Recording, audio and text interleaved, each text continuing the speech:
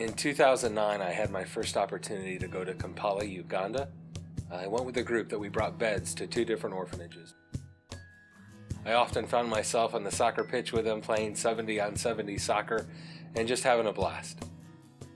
These kids were playing on a dirt field with a lot of rocks. Most were barefoot, some had shoes, and it just kind of broke my heart in a lot of ways. But it inspired me to begin to dream about Fields of Dreams Uganda. At the end of that trip at Caring Heart Orphanage, a young boy came up to me and he gave me a banana leaf soccer ball. That soccer ball kind of spoke to me in a lot of ways. It made me think of these kids' dreams and their hope, but also the limited resources that they have. Here in Uganda, so many less fortunate children are richly endowed with a lot of talent, but these children are lacking exposure, they are lacking facilities to promote their talents because they are simply coming from poor backgrounds. Some of them are orphaned, they lack guidance in all aspects which can help them really to promote and expose and develop their talents. So that's where Fields of Dreams came in to realize that most agencies are implementing programs that are either based on food security, looking at addressing issues of HIV/AIDS, but very few agencies are touching the other area of sports, developing the talent of these children.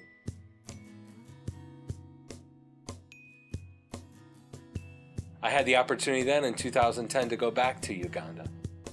This time we had the opportunity to head north of Kampala up Matanya Road to the orphanage grounds of Blessed Hope Champions Academy. The kids there were just unbelievable. A lot of the kids they had on their campus, they had actually gone up into northern Uganda and rescued some children that were former child soldiers and child brides. They brought them to their campus, and so it was a kind of an intermixed group full of children from all over Uganda. One of the boys I had the privilege and honor of meeting was Dibya William. William was a phenomenal kid. He was a young kid at the time, would have just been turning 12 years old.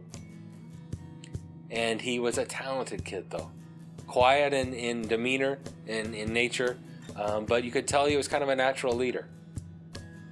He excelled at soccer. He loved the game of soccer.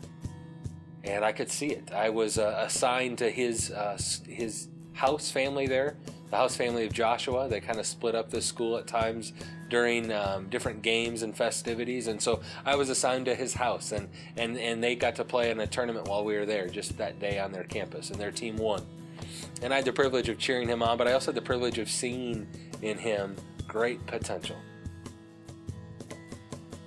I later learned of some of the soccer academies that are in Kampala that usually cost quite a bit of money, that are hard to get into. And we even tried for numerous months trying to get William into one of those academies so he could excel at the sport that he loved so much. But it all ended in failure. Dibya William was yet another reason to make Fields of Dreams a reality. The kids of Blessed Hope were yet another reason to make Fields of Dreams a reality. So in 2012, in January of 2012, we got our nonprofit status. I got to see these kids turn into proud young men, proud young women on the netball field. And I was just in awe of what the power of a sport can do in a child's life. The purpose, the character it can develop, and the pride that it can give to a child. So many of these kids have lived through some pretty horrific things, and for them to get lost in a game is pretty special. Fields of Dreams is unique in its way, in that it emphasizes sustainability of its programs, and it has strategies put in place whereby we feel that if we go ahead within our programs to identify these talented children include them in our programs.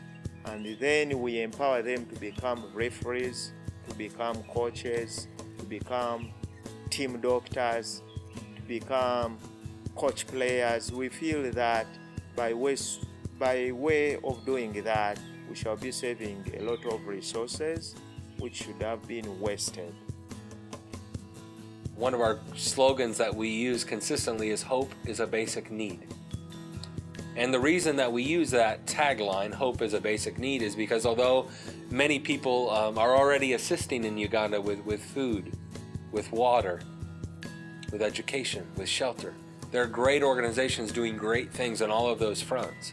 And we try and partner with as many of them as we can to ensure a holistic care for the kids that we serve as well. But the reason we have chosen hope as our measuring stick, hope as our goal, is because we want to see these kids far into the future as young men and women, as young parents,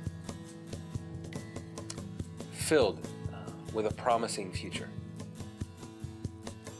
It's our job, it's our goal, it's our hope, along with our great staff in Uganda, our great partners in Uganda, to ensure that each child we work with has that opportunity to fulfill their greatest potential in this world, their greatest potential to achieve their dreams, that their dreams are in reach, their dreams can become reality for them with the right guidance, with the right assistance, with the right tools and resources, and the right people walking alongside them saying they are good enough, they're smart enough, they have the gifts and abilities to achieve anything and everything they desire. That is our hope. That is our prayer. That is our mission.